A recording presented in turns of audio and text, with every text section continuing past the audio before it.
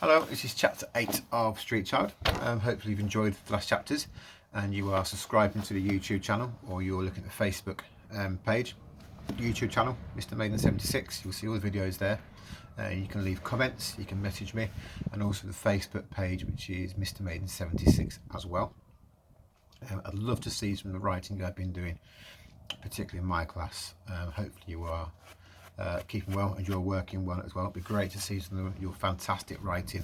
It was such a shame that we couldn't get this unit done in class, because I'd love to see your writing because you were doing so well. So it'd be great to see a little more from you. We're at chapter 9 now of Street Child. Sorry, chapter 8. I beg my pardon. Chapter 8, where Jim has decided he is determined to escape. Your last piece of writing was to try and work out, or trying to decide whether you think he should escape or not, what the reasons he has for escaping and the reason not, and to write a persuasive letter. So hopefully you enjoyed that letter, writing that letter. And now we can find out what he's going to do. And I thought what you could do while you're listening to this one, you might want to close your eyes and listen. Also means you haven't got to look at my ugly mug as well, so it's all the bonus, that I suppose. But sometimes if you close your eyes and listen, you can really visualize actually what you are hearing. And this one in particular, I want you to visualize the scene and think about what words, what phrases helped you to visualize what was going on in this scene. You could even jot a few things down while you're listening. You might want to open your eyes when you're writing them down, but that's up to you. And then we can, after this, we'll talk a little later about the task I want you to do. So just really picture yourself, put yourself in Jim's boots, and try and really get to grips with how he must be feeling and think about how he's acting at this time. So this is chapter 8. This is called The Carpet Beaters, and we'll find out what he's going to do. Excuse me. Jim knew that he would have to make his break before old Marion did her rounds for the night. He had no idea what he was going to do or how he was going to do it. At supper time, he stuffed his cheese in his pocket and Tip passed his own share along to him. At the end of the meal, Mr. Sisson stood up on the platform. All the shuffling and the whispering stopped. He moved his body slowly around, which was his way of fixing his eyes on everyone, freezing them like statues. "I'm looking for some big boys," he said, "to help the carpet beaters." He waited in the silence, but nobody moved. Just as I would expect. A rush to help when there was sickness in the wards. A cold sigh seemed to ripple through the room. Mr. Sissons laughed in his dry, hissing way. "It might be cholera, my dears. That's what I hear. I've 2,000 mouths to feed here, and someone has to earn the money, cholera or not. Somebody has to buy the medicines, and somebody has to pay for the burials." He moved his body round in its slow, watchful circle again. "Plenty of big, strong boys here, eating every crumb I give them, and never a word of thanks." He stepped down from the platform and walked along the rows, cuffing boys in the backs of their heads as he passed them. "I want you all up in the women's ward straight after supper, and you don't come down again till all the carpets are done." "What carpets?" asked Jim. "Dunno," whispered Tip. "They come from the rich houses, and the women here beat them, and then they send them home again." "I'm going to go with them," Jim said suddenly, standing up as soon as the older boys did. "A daft boy you are," said Tip. "He asked for big boys, not little scrawly ones like you." "Are you coming or not?" Jim darted off after the big boys, and Tip ran after him.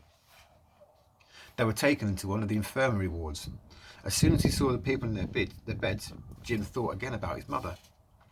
Was this the room she'd been taken into, the night they arrived? He wondered whether anyone would have remembered her coming, whether anyone had spoken to her. The air was thick with dust and heavy with a rhythmic thudding sound. Lines had been strung from one end of the ward to the other, and carpets flung across them. Women and big boys with their sleeves rolled up were hitting the carpets with flattened sticks, and at every stroke the dust shivered in the air like clouds of flies. In their beds the sick people gasped and shuffled from patient to patient and moaned with them and told them off in turns. The woman in charge of the carpet beaters came down the row and stood with her hands on her hips, watching Tip and Jim. The boys stood on their toes, trying to reach the middle of the carpets with their sticks. Jim was still so stiff from his beating that he could hardly flex his shoulders. "Now who sent you two along?" The woman laughed. "Might as well get a pair of spiders to come and do the job." Yeah, spiders. They were better than you two. Jim staggered back, exhausted, and let the beating stick drop. We really are strong enough, though, he said. Look! And he bent his arm back, squeezing his fist to try and make a muscle bulge. And we'd do anything to help Mr. Sissons, wouldn't we, Tip? You're supposed to thrash the carpets, not tickle them, one woman said. And she bent down and suddenly scooched him up in her arms. Oh, you're a big boy, you are. She pressed into her. Not too big for a cuddle? Jim struggled to get himself free again, and the woman laughed and lowered him down. Need 'em, you do, she said, smoothing her apron. Like I need a little boy. Lost mine. Soon as I came in here. Lost little boy. But who wants to bring up a child in here, eh? Come on, Jim, said Tip, embarrassed. We could go back to the sewing room and do our sacks. But we want to help, Jim said. We're good at carrying, aren't we, Tip? Are you now? The woman said. Well then, before you go, you could just help me carry this carpet out to the yard. The man's out there, waiting with his cart. She hoisted up a long rolled-up carpet by the middle and nodded to Jim and Tip to take each end. And between them, they managed to get it past the beds and the beaters and down a winding staircase. At the end of the corridor, the matron sat by the doorway, knitting a black shawl.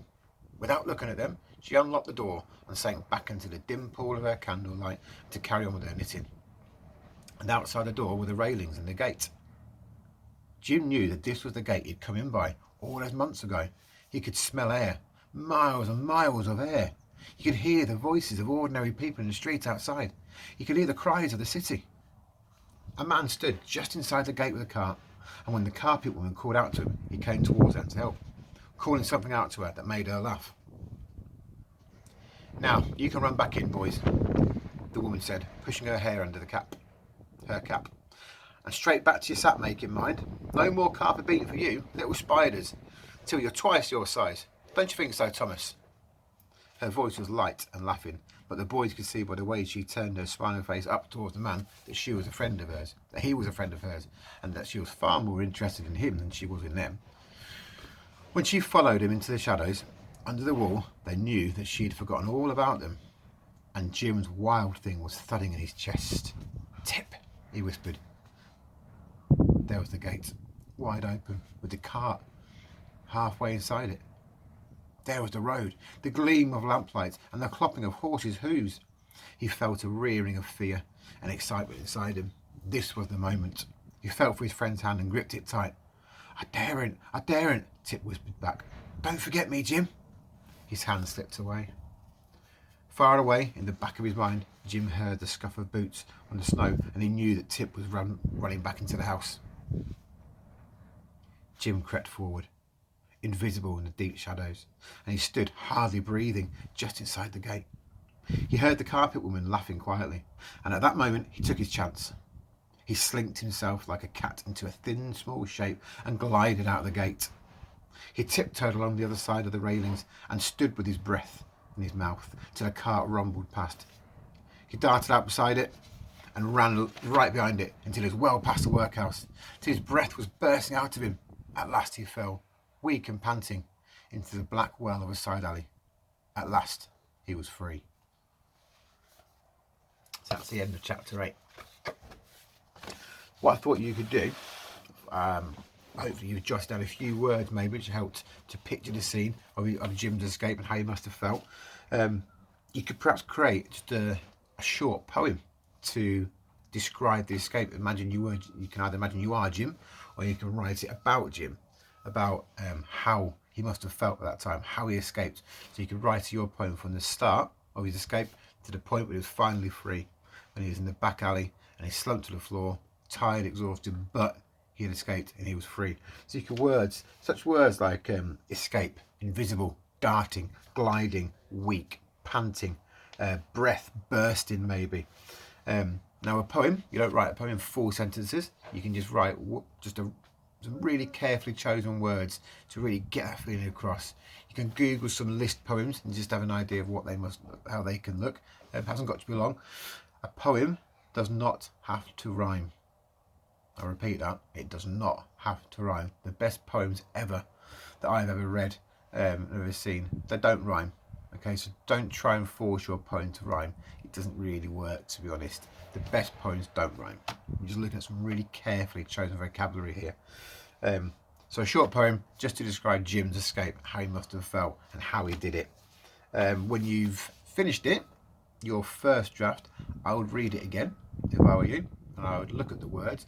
You can maybe use a thesaurus, or you can ask somebody and try and change the word. If you think you could make it a bit better, then cross it out.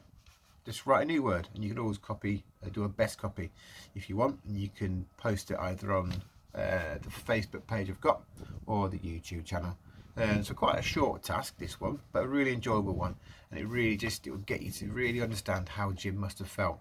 From that start, was really apprehensive, really scared, really worried, and at the end, he's finally free. He's done it. So you can try and get across in your poem how he must have felt at that very second, at that moment. So enjoy your writing. Enjoy all that you are doing in lockdown. It's not getting any easier, is it? But hopefully all the work that your teachers are giving you, and you've got some really good family time, and the sun's out, try and get in the garden, it's not too bad. And fingers crossed, if we all stay in, if we all stay safe, and we're all kind to each other, we'll be back very soon, won't we? Okay, take care, see you soon, bye bye.